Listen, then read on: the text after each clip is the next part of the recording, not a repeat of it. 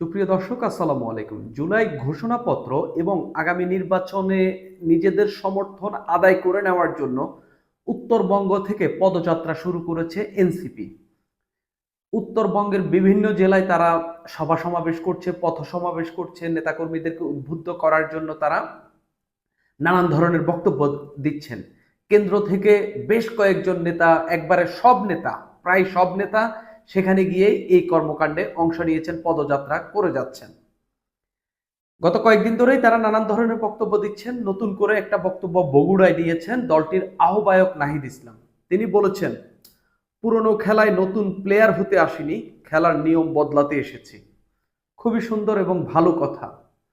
এই যে এনসিপি, এরা নতুন প্লেয়ার হতে আসেনি, অর্থাৎ বাংলাদেশে পুরনো যে রাজনৈতিক বন্দোবস্ত, পুরনো যে রাজনীতি, যেটা ধারক বাহক হচ্ছে আওয়ামী লীগ বিএনপি, সেটাতে তারা হচ্ছে নতুন দল হিসাবে, নতুন পালক হিসাবে, সংযোজন হিসাবে আসেনি। তারা এই যে এতদিন ধরে যেই খেলাটা, রাজনীতির খেলাটা চলতো, এটা বদলাতে এসেছে। সুন্দর কথা, ভালো কথা। এনসিপির এতগুলো নেতাকর্মী এতদিন ধরে 1 জুলাই থেকে যে হচ্ছে উত্তরবঙ্গে গিয়ে এতগুলো সভা সমাবেশ করছেন, এই টাকাগুলো কোথা থেকে এসেছে? এই যে অন্যের কাছ থেকে টাকা নিয়ে, ধরলাম এই টাকাগুলো তাদেরকে তাদের শুভাকাঙ্ক্ষী দিয়েছে, শুভাকাঙ্ক্ষী কোনো বড় ব্যবসায়িক গ্রুপ দিয়েছে, শুভাকাঙ্ক্ষী কোনো বড় ব্যবসায়ী দিয়েছে, কেউ না কেউ তো দিয়েছে। এই যে 5-6 দিন হয়ে গেল, আরো বেশ কিছুদিন থাকবেন তারা, সারা দেশে তারা পদযাত্রা করবেন। এই যে মাসব্যাপী যদি তারা পদযাত্রা করেন, দিনে কত কত টাকা করে খরচ? 50-100 জন কেন্দ্রীয় নেতাও যদি দেশের বিভিন্ন জেলায় ঘোরাফেরা করেন এবং সেখানে সভামঞ্চ করেন এবং সেখানে তাদের অন্যান্য যে স্থানীয় নেতা কর্মীরা রয়েছেন তারা যদি আসেন, একটা পথসভাতে দিনে কত টাকা খরচ পড়তেছে? কেন্দ্রীয় নেতারা যে এই মফস্বলের জেলাগুলোতে গেছেন, বা এতদিন ধরে যে রংপুরে, উত্তরবঙ্গের এই জেলাগুলো তারা চষে বেড়াচ্ছেন, ঘুরছেন, থাকছেন, খাচ্ছেন, দিনে কত টাকা খরচ? কম করে হলেও দিনে 5 থেকে 10 লাখ টাকা করে খরচ হচ্ছে তাদের। এই টাকাগুলো কোথা থেকে আসছে? 5 লাখ বা 10 লাখ করেও যদি খরচ হয় দিনে, গড়ে 1 মাসে 3 কোটি টাকা খরচ হবে। এই পরিমাণ টাকা তাদের কোথা থেকে আসবে? এই যে অন্যের টাকা দিয়ে রাজনীতি করা, এই যে অন্যের টাকায় নিজেরা পরিচালিত হওয়া, এই যে অন্যের কাছ থেকে টাকা তোলা, কারণ এত বড় দল তো আপনারা হয়ে যাননি যে নিজেদের চাঁদা তুলে আপনারা এত বড় প্রোগ্রামটা রান করতে পারতেছেন। আপনাদের অবশ্যই আপনারা কারো না কাছ থেকে টাকা নিয়েছেন, কোন শুভাকাঙ্ক্ষীর কাছ থেকে নিয়েছেন, হয়তোবা সরকারের কাছ থেকে নিয়েছেন, হয়তোবা কোনো ব্যবসায়িক প্রতিষ্ঠান থেকে নিয়েছেন, যার থেকেই নিয়েছেন। এই যে এভাবে করে রাজনৈতিক দল এবং রাজনৈতিক কর্মকাণ্ড পরিচালনা করাটার নামই পুরনো রাজনৈতিক বন্দোবস্ত। আপনি পুরনো রাজনৈতিক বন্দোবস্তের মতো করে খেলছেন, বা পুরনো রাজনৈতিক বন্দোবস্ত যেটা, পুরনো রাজনীতি যেটা, পুরনো খেলার মাঠ যেটা, সেটাতে নেমে আপনি বলছেন যে আপনি খেলার নিয়ম পাল্টাবেন।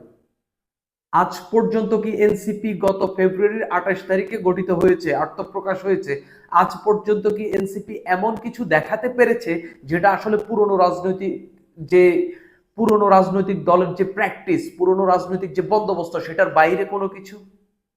তাদের নেতারা কি দুর্নীতি করেনি? তাদের নেতারা কি দুর্নীতির সঙ্গে জড়ায়নি?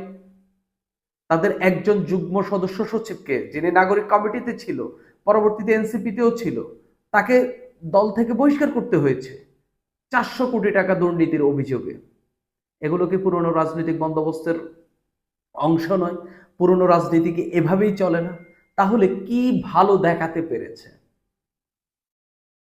ভালোটা কি এই এনসিপি দেখাতে পেরেছে? মুখে বড় বড় কথা বলা ছাড়া আর ভালো কিছু কি দেখাতে পেরেছে? আমি নাহিদ ইসলামের এই বক্তব্যটা অবশ্যই আশা জাগানিয়া, কিন্তু এই বক্তব্যটা প্র্যাকটিস যে তাদের মধ্যে নেই, এগুলো যে শুধুমাত্র কথার কথা, রাজনৈতিক রেটরিক, এটাই এখানে প্রমাণিত হচ্ছে।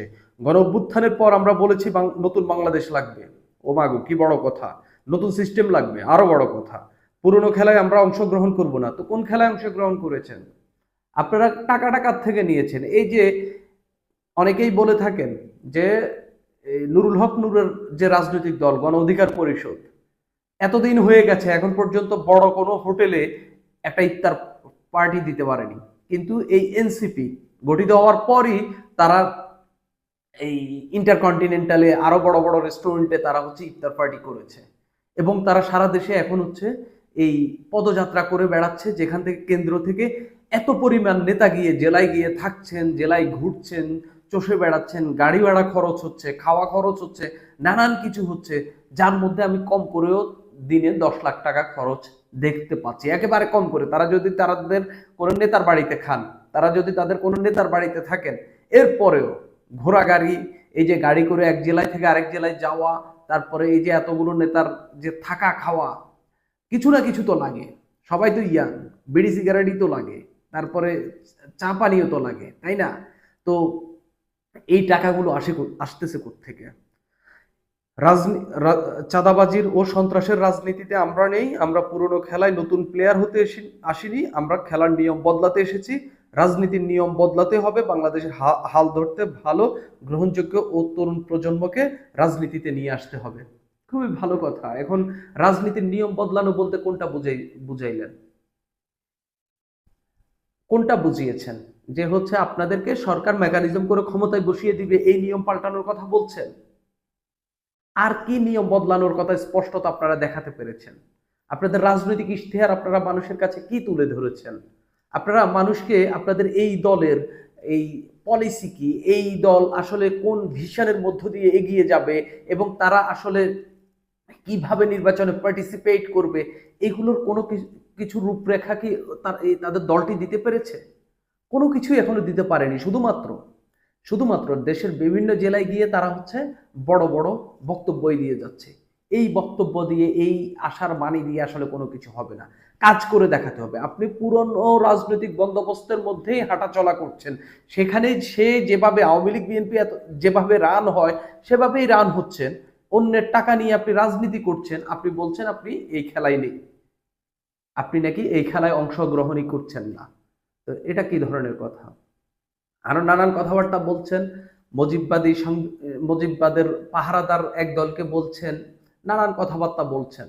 সংবিধানে তারা জুলাই অন্তর্ভুক্ত করার জন্য, জুলাই ঘটনাটিকে এবং জুলাই চার্টার, জুলাই সনদকে অন্তর্ভুক্ত করার কথা বলছেন, এবং যারা এটা করতে দেবে না তাদেরকে মুজিববাদের পাহারাদার বলছেন। এই যে রাজনৈতিক নেগোসিয়েশন, একে অন্যের সঙ্গে কথা বলে যে ঠিক করে নেওয়া যে কোনটা যুক্ত হবে কোনটা কি হবে, এগুলোই করতে পারছেন না। কিন্তু আপনি ঢাকায়, যেখানে ঐকমত্য কমিশনে এই কথাগুলো বলা দরকার, সেখান থেকে আপনি ঢাকার বাইরে গিয়ে আপনি এগুলো নিয়ে গলাবাজি করছেন।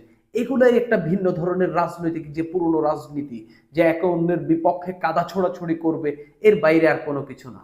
তাদের আরেকজন নেতা হাসনাত আব্দুল্লাহ, তিনি তো ভোটারদেরকে অপমান করেছেন, যে 200 টাকা দিয়ে ভোটাররা ভোট বিক্রি করে দেন, সারা বছর নির্যাতিত হয়। ভোটাররা ভোট আইলে টাকা খায়, চা খায়, এটা সত্য। কিন্তু একটা আওয়ামী লীগের ভোটার কখনো বিএনপিকে ভোট দেয়? একটা বিএনপির ভোটার কখনো আওয়ামী লীগকে ভোট দেবে? অসম্ভব। এই যে এত কিছু হয়ে গেছে, আওয়ামী লীগের যদি আগামী নির্বাচনে যদি আওয়ামী লীগের প্রতীকও না থাকে, আওয়ামী লীগের ভোটাররা কি হচ্ছে বিএনপি, এনসিপি, জামাত ইসলামী বা অন্য কোনো রাজনৈতিক দলকে ভোট দেবে, কেন্দ্রে যাবে? অসম্ভব। তাদের প্রার্থী নেই, তাদের প্রতীক নেই, তারা কেন্দ্রেও যাবে না। আপনি তাদেরকে টাকা দিলে তারা টাকা খাবে, কিন্তু কাজ করবে না। খুব স্বাভাবিক, কারণ টাকা আইতেছে, সে নেবে। খুবই স্বাভাবিক। এখন টাকা দিচ্ছেন কেন? এনসিপি টাকার কথা বলবে কেন? ভোটার যদি 200 টাকায় যদি বিএনপির কাছে বিক্রি হয়, এনসিপির অসুবিধা কি? এনসিপি 200টা ভালো কথা দিয়ে ওই ভোটারকে কিনে নিক। এই যে মানুষের নৈতিকতা নিয়ে প্রশ্ন তোলা, মানুষেরকে নৈতিকভাবে এই ডাউন করে দেওয়া, এই কাজগুলো তাদের মধ্যে দেখা যাচ্ছে। আপনি যদি ভালো কথা দিয়ে ভোট আদায় না করতে পারেন, আপনি অন্যের 200 টাকার কথা বলছেন কেন? এগুলোই যে আপনারা ওই একই ধরনের রাজনীতি করছেন, ভোট এলে আপনারাও টাকা দিয়ে ভোট কিনবেন, এটাও আমরা জানি, এটাও আমরা দেখতে পাবো। সুপ্রিয় দর্শক, আজ এই পর্যন্তই।